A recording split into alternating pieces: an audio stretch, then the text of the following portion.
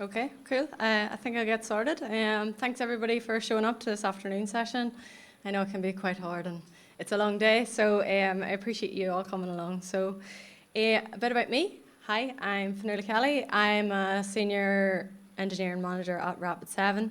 I have 10 plus years tech industry experience and started out as a QA and pivoted very quickly to dev, then to cloud, then to security, and I have been working in Rapid7 for the last number of years, focused on cloud security. I'm also a Cyber First ambassador for the first time this year, so shout out to Sarah and all the folks on the booth in the upstairs room. So if anybody else is interested like me in mentoring young people in Northern Ireland and showcasing what the pathway in tech actually looks like, and how many roles and jobs there are, please give Sarah or me a shout.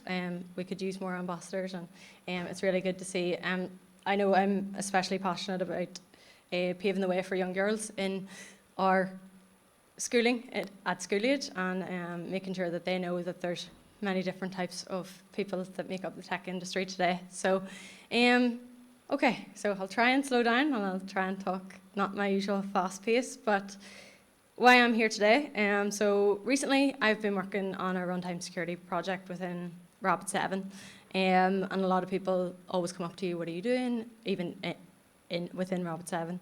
I've had to explain runtime security, and a lot of people overlook all the nuances that come with that, and actually the differences between other cloud security principles that we already talk about and get loads of airtime. So we're talking about all the shift left, and we're talking about CI/CD security, static analysis, and infrastructure hardening, but what actually happens at runtime is equally important, and is a huge threat to the real world environment. So this talk is aimed at a very foundational level, and give you kind of an inkling into some tools and that you could dip your toe into. So diving straight into definition, I love to have a definition to start us off. So what is runtime security? This is the observation and defense of workloads while they're actively running. So what that means in a cloud native environment, so think about your big names, Docker, Kubernetes, containers. These are often dynamic, ephemeral, spin up, spin down, constantly. So runtime means having the visibility into what's actually running in those environments while they're executing. For me, as a security individual, and in my current role, I have the responsibility to think about the whole ecosystem and what we deliver to customers and how they can succeed in security. So not just showing them what's happening. So if you give them visibility, that's great. But what do they actually do with it? We need to give them the tools to detect threats quickly, respond effectively, and then take those right remediation steps and guide them on that path. Because a lot of people don't know what they're doing, and they don't know where they're exposed, and these are the most vulnerable people. Like, we see a lot of universities that come up against runtime threats, and they don't know how to handle this. So again, we're trying to empower that action back to the customer and the end user. So as a team, we're all familiar with these processes. We've done all the really hard work, which is setting up a CI/CD pipeline. We know how long that takes and how much time we haven't built into our dev cycle to actually set that up.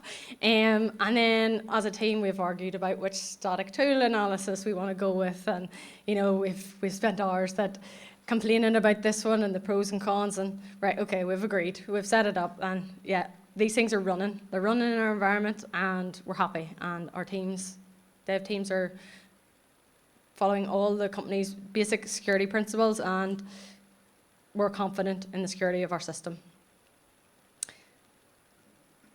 But one of the key questions is here, what do you as a team have in place to effectively monitor the execution? Exploits happen after deployment. It's not just a vulnerability in that static code that you have scanned. So that does not give you the level of protection that you need. So this isn't just about monitoring the health of your system for uptimes and downtime and having those pager duty alarms go off and get you out of bed. This is actually the execution items that are happening and logging those for any deviations outside of the norm or the mean. So going back to simple terms, trying to keep this as foundational as possible. If you think about an analogy, built-time security is like a blueprint of a house. So you're thinking about, where are your foundations going to be set? Are your walls all straight? And are your materials safe? And then if you think about runtime security, putting the cameras and motion sensors in place, watching what's happening in real time as people move around. Why does that matter? And if you look at the blueprint, can it tell you who broke in last night? No, that's where you need those monitors and sensors to go off and really protect you. And that's where your cloud protection comes in. You need that visibility into what's happening live in your environment. So that brings me on to the next part, real world threats and how they actually operate at runtime. So all of these are very commonly known runtime threats. We've heard about them, they're on the news.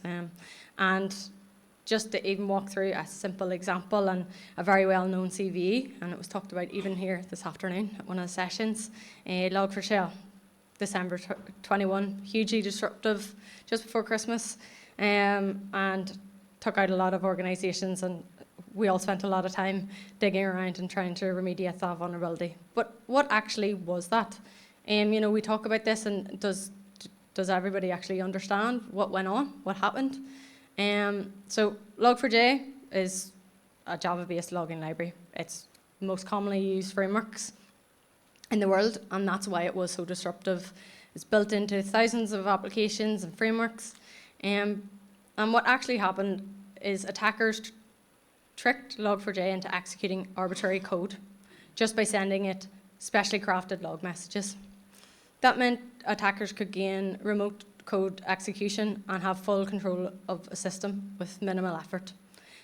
Attackers used it from crypto mining to data theft, and the impact of that was cross-cutting. Big tech giants faced it, government. And why the runtime, coming back to why it really matters, we've talked about an organisation can have that perfectly clean code base, everything well configured in your environment. But at the time, there was an unknown vulnerability in Log4j, and nobody knew that. If somebody had some runtime level of monitoring, they would have seen that malicious activity starting to kick off in their environment. So that brings us on to runtime telemetry. This is the live signals and data that tell us what's happening and running inside a workload. It's a foundation for being able to detect and respond to threats, just like the one I've talked about. So this is your syscalls, process trees, network flows, and file access events. So here I've listed out some of the commonly known runtime tools, and a big buzzword around runtime is eBPF. So tools like Tetragon or Tracy here, they hook into the Linux kernel by leveraging eBPF technology. They place probes and trace points at various points in the kernel functions, syscalls, file operations, and provide that deep visibility, allowing for real-time security observation and runtime enforcement. There are a number of commercial agents as well, available from various different security providers, and use this to surface and respond to threats. Falco, here, I've listed, is a great entry point. It detects unexpected behavior in containerized environments based on syscalls. So Falco, just as an example of one of these tools, super simple to set up, and you can actually configure it through GCP and through the Google Cloud Marketplace. It can be deployed on an existing GKE cluster or a new one. So if you have a free environment or anything, or feel like playing around with this, super simple. So even just to test Falco, it's a couple of command lines. It gives you immediate visible proof of runtime detection. One of the default rules in Falco will fire an alert if somebody shells into a running container. So if you can see here on the left, if you start up the container and have it sleep, so it's running, you execute a shell, and then check the logs. You can see here on the right-hand side that a notice, that's Falco's notion of an alert. will tell you that a shell has been spawned. And that's the kind of events and alerts you should be monitoring for. And then there's the commercial agents and tools that will help you decipher that deviation outside of the norm and really alert you to those threat actors in your environment. Yeah, thank you all for your time today.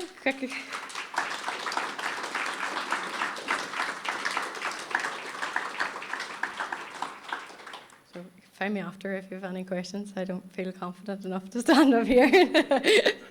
Thank you.